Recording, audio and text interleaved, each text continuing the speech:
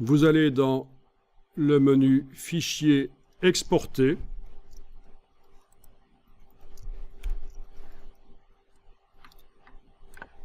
Et vous allez exporter un PDF pour l'impression. Donc dans la liste des formats d'exportation ici, vous allez exporter un PDF pour l'impression. Vous avez un autre PDF, c'est le PDF interactif, qui est prévu pour être vu sur un écran.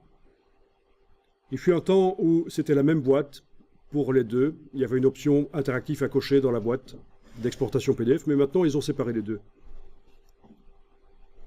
Vous avez possibilité de faire un document InCopy. Alors InCopy est un logiciel qui vient avec InDesign et qui est prévu pour le rédacteur. Si vous faites la mise en page, vous pouvez avoir quelqu'un qui connaît rien en mise en page, mais qui va pouvoir travailler dans InCopy, qui est une espèce de InDesign très simplifié.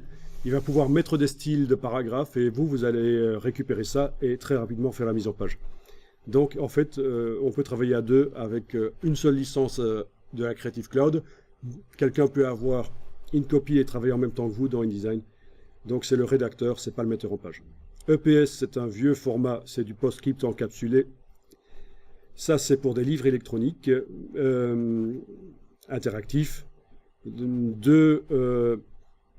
Oui, redistribuable n'est pas une bonne traduction. Mais vous avez deux types de livres interactifs, soit une mise en page qui se redimensionne, soit qui est fixe. Vous avez l'exportation vers Flash pour ouvrir dans le logiciel Flash, mais ça c'est plus d'actualité, d'ailleurs c'est CS6.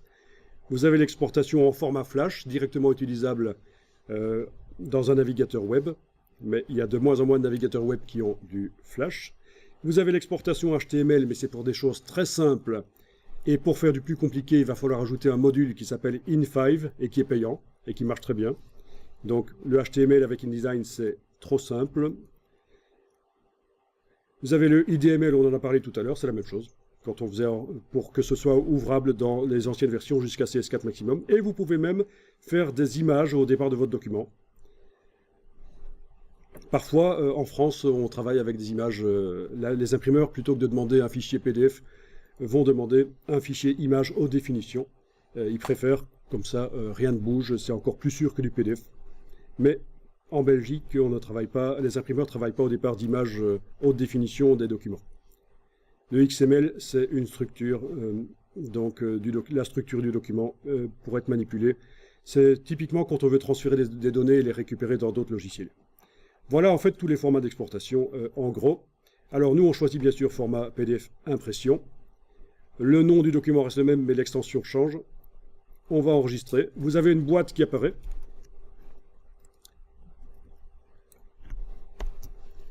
Alors, ici, ce qui m'intéresse, c'est la sortie.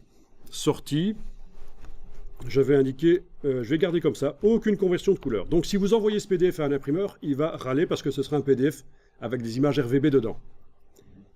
On verra plus tard comment, à cet endroit-là, on peut dire que les images RVB ou les couleurs RVB dans le document se transforment en CMJN.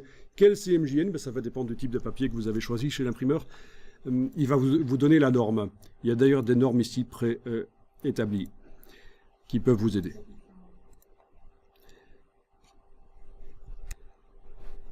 Alors, il y a un endroit où on peut, ici, compression, indiquer qu'on va sous-échantillonner les images. Et c'est déjà le cas ici.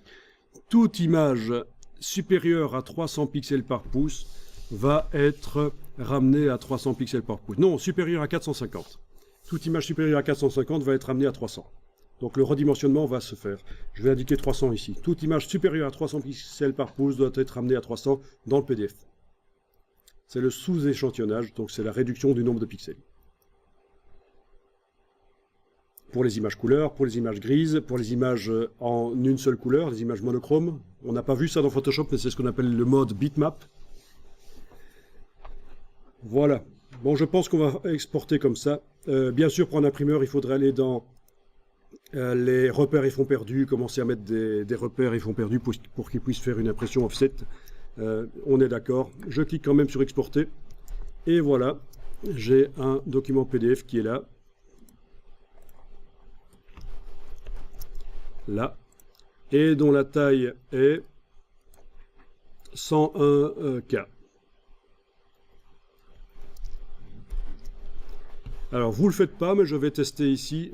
Qu'est-ce qui se passe si je ne sous-échantillonne pas à l'exportation? Je vais faire une version ici, sans sous-échantillonnage. Sans sous-échantillonnage. Voilà. Et donc ici, à compression, je vais dire ne pas sous-échantillonner. En principe, l'image devrait entièrement être mise dans le PDF sans redimensionner, sans modifier son nombre de pixels.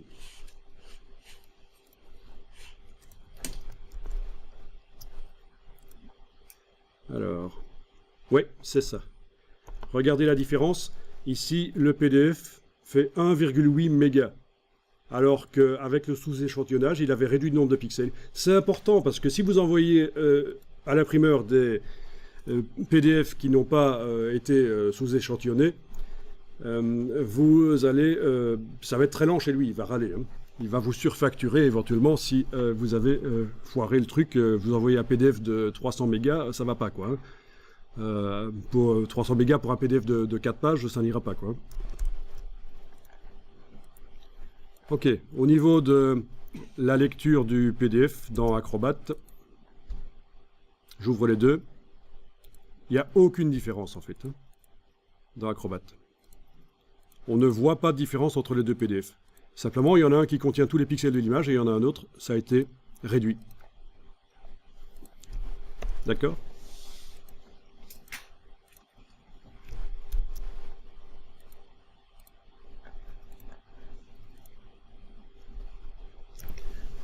Bon, on reviendra à l'exportation de PDF quand on fera un PDF pour l'imprimeur. Vraiment avec ce qu'il faut.